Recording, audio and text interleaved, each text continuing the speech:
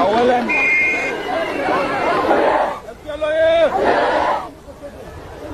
اذكر لكم عشان تسمعوا كويس.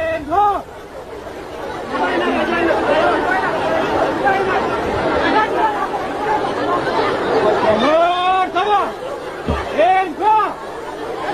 اسمع هنا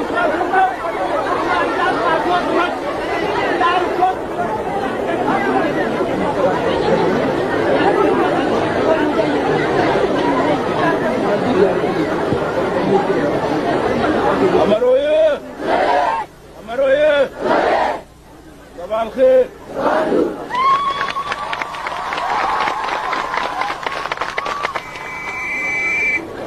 أنا مبسوط اليوم عشان نحن نكون هنا في فنيدو المعسكر بتاعكم، معسكر بتاع الشعب بتاع السودان.